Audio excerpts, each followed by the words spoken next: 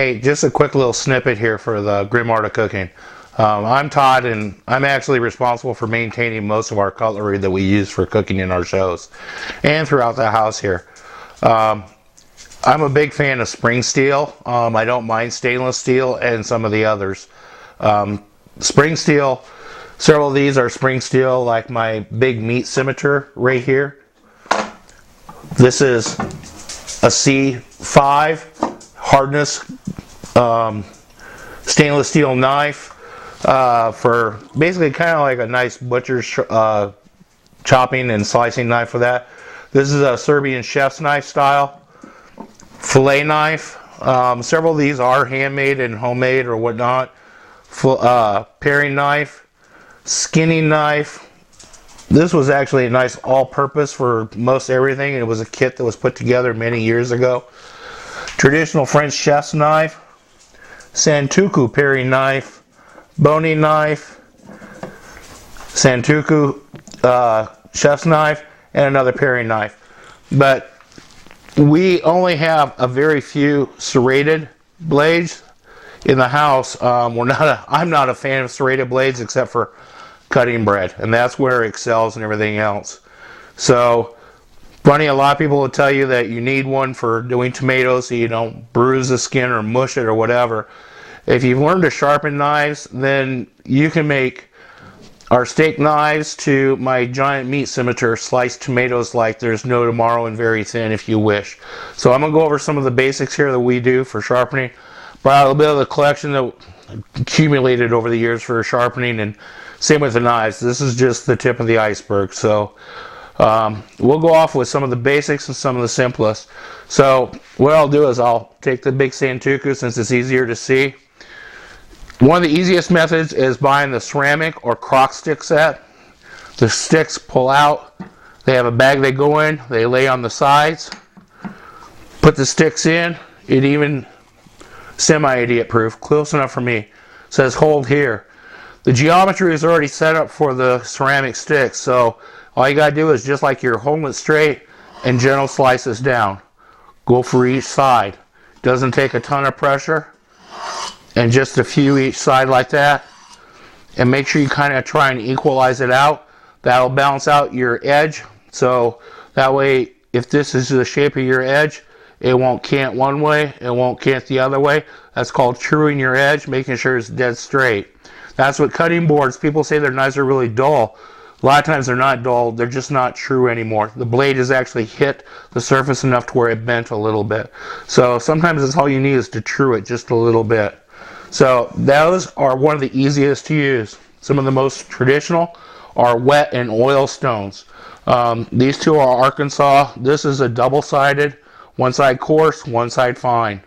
So same theory. All you're going to do is blade geometry for most standard edges is 23 to 30 degree angle. So if you can figure it out from this, of what's straight from there, you can go here and you can adjust up. And that way you know where you're at. So usually, believe it or not, just the flat of your finger sliding in there, and eventually it becomes muscle memory. Now these, most people, you wet it or you actually use the oil for it. And I didn't bring any of that in for it. All you can do is just nice and gently, circular motions is easiest to make sure it gets even. Flip it over, same way, circular motions, make sure it's even. Just a few back and forth. Now you can do the slicing method if you wish. It does work, just make sure you hold your edge geometry about the same. Then you can go to a little more modern expedient. This is a diamond rod. This unscrews, it flips around, it tucks back in for storage. This is one I carry like in my tackle box or in my truck or on my motorcycle. Same with these. I carry these. This is my travel set for this. And I'll explain how this one works in a few minutes. Diamond rod, and a diamond flat. One side is fine, one side is coarse. The notch in the middle here, believe it or not, is for like sharpening fishing hooks and whatever else you wish. Beauty on this one is you pull your blade all the way up, set it centered, and that'll give you your blade geometry of this one set for a 23 degree angle. But at least you know where you're at. So if your blade is not getting sharp like you wish, you may want to hit the coarse side. I like to use this one in a slicing motion, just like you're slicing off pieces of, you're whittling on it. So you just want to go quick. 1, 2, 3, reverse. 1, 2, 3, and you can do that a few times and just keep it down in a countdown. So you've got 3. 1, 2, 3. 1, 2, 3. 1, 2. 1, 2, and 1, and 1.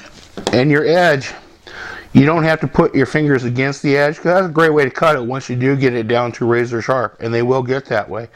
But if you feel across the blade, out off of the edge, and same with the other side, you can actually feel, if the blade is not true, you'll feel a burr coming and your thumb will drag coming across it. So that's one way to do it. These diamond rods, this one was very coarse, but it's had a lot of work with it, so now it's actually down to a very fine diamond rod out of it. You can buy a multi-set. This one has carbide blades to sharpen with. It has ceramic blades to sharpen by with. And then it actually has 2 steels crossed, kind of like the crock sticks. All the steels are for is truing the edge. So this is a multi one. Takes up a lot of room. I'm not a big fan of it, but when you're somewhere and you need something quick, it goes very nicely and easily to use. Like I said, this one is also one of my traveling sets. This one is a tool that you drag through. It's got 2 carbide blades in it. They make this short like this one, so it goes on a keychain and travels easily. They make them with a little longer handle, if you will. This one, I set usually on the edge. I like to tip it back just a tiny bit. You set your blade in, a little bit of pressure. We're talking like 1 pound, maybe barely 2. All you do is you just draw it right through, and you can hear it actually biting into the metal. The downside on one of these, it removes a lot of material, so you only do it once or twice. So the nice thing is, just like those diamond rods, there's a small one that goes on the keychain here. It also has the groove for fishing hooks and everything else. So once I've drawn it through the carbide, they don't always get the blade true to dead center. So it's kind of nice to use this and just gently use it to true and finish up your edge. And once you're done, yes, you should have a very sharp edge. You should almost be able to shave with it. And it should hold up well. The cutting board you've seen, we've used wood, we have plastic ones, and we even have a nice fancy glass one. Most steels and glass are basically the same hardness. So it won't necessarily, the glass will not necessarily dull your knife so much as it'll untrue your edge or flatten it out a little bit. All it really needs usually is a quick couple swipes and you're back in the works. So that's kind of how we do it through here for the Grimm Art of Cooking, and hopefully this helps you.